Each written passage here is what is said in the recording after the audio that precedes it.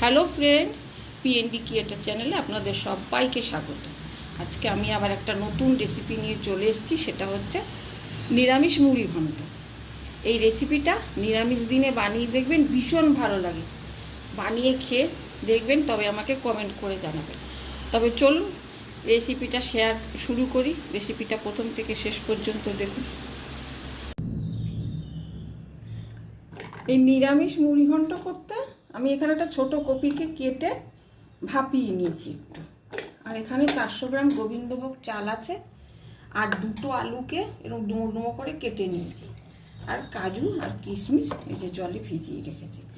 কড়াইতে আমি সাদা তেল দিয়ে দিয়েছি।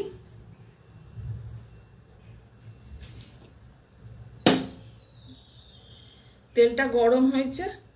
এবার আমি এই কপি আর আলুগুলোকে আলাদা আলাদা ভেজে নেব। এই কপিগুলোকে আগে ভেজে তারপরে আলুগুলো ভেজে দেব।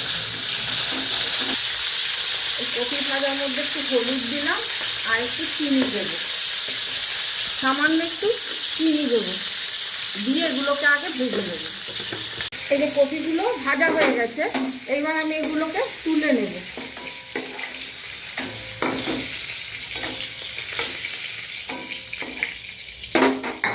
এবার এই তেলেই আমি আলুগুলোকে ভাজবো। এবার এর মধ্যে একটু হলুদ দিয়ে ভাজা ভাজা করব। এই আলুগুলো আমার ভাজা হয়ে গেছে, এবার আমি এগুলোকে তুলে নেব।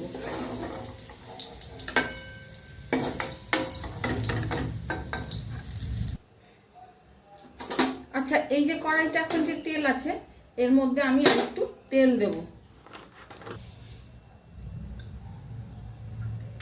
এই বড় চামচের 1 চামচ মতো তেল দিয়েছি। আচ্ছা, এটা কিন্তু সাদা তেলে করতে হবে। আপনারা তো সবাই জানেন ওই পোলাও মুড়ি ঘন্ট করলে সাদা তেলেই করতে হয়। আচ্ছা, এইবারে আমি এর মধ্যে এইটা ফোড়ন দেবো। এটা হচ্ছে তেজপাতা, দারচিনি, ছোট এলাচ, লবঙ্গ আর সাদা জিরে। এবার আমি এইটাকে ফোড়নে দিয়ে দেব। দিয়ে এবার আমি এখানে এই ফোড়নের মধ্যে যে চালটা ধুয়ে রেখেছি এইটা দিয়ে দেব।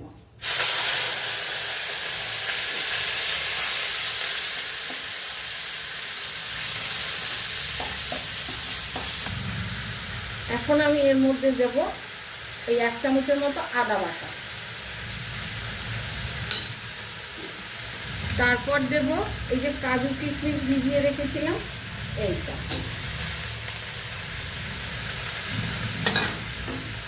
দিয়ে একটু নাড়াচাড়া করে তারপরে বাদ বাকি মশলাগুলো দেব।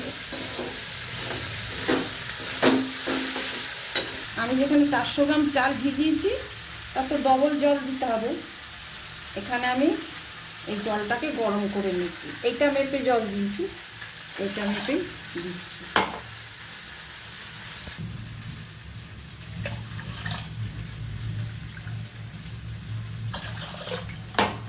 এইটার দু কৌটো চাল নিয়েছিলাম 400 গ্রাম, আমি এই 4 কৌটো জল দিলাম। এবার এটাকে গরম করব, কারণ এর মধ্যে উষ্ণ জলটা দিতে হবে, সেই জন্য এটা গরম করতে হবে। এবার আমি এর মধ্যে দেব জিরে গুঁড়ো,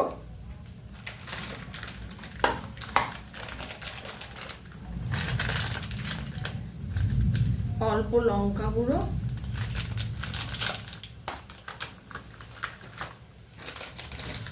অল্প ধনে গুঁড়ো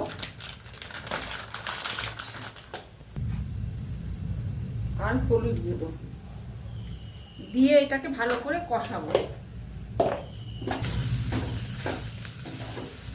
নিরামিষ দিনে একবার বানিয়ে খেয়ে দেখবেন বন্ধুরা, ভীষণ ভালো লাগে এটা খেতে। এইটা হলে আর কিছুই লাগবে না, এত সুন্দর হয় খেতে। একবার বানিয়ে খেয়ে দেখবেন, তারপর আমাকে কমেন্ট করে জানাবেন। আর কোনো ঝামেলা নেই, খুব ঝটপট হয়ে যায়।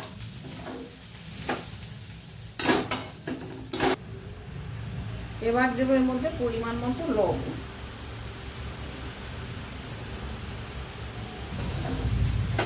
এই যেটা কষানো হয়ে গেছে এইবার আমি এর মধ্যে গরম জলটা দিয়ে দেবো।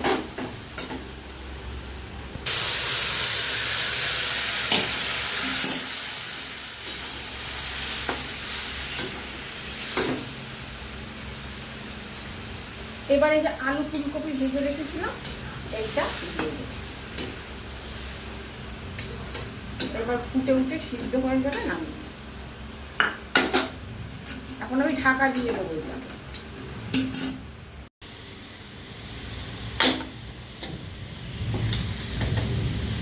এইটা আবার হয়ে গেছে। হ্যাঁ, চালগুলো সিদ্ধ হয়ে গেছে,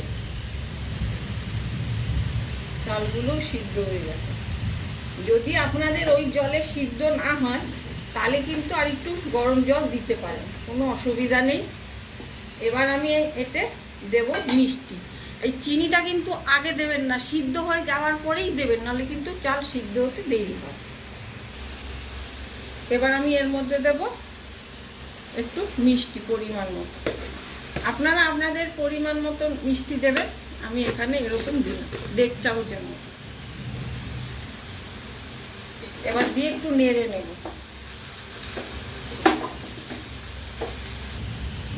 এখন আমি এই নামাবার আগে এর মধ্যে দেব ঘি।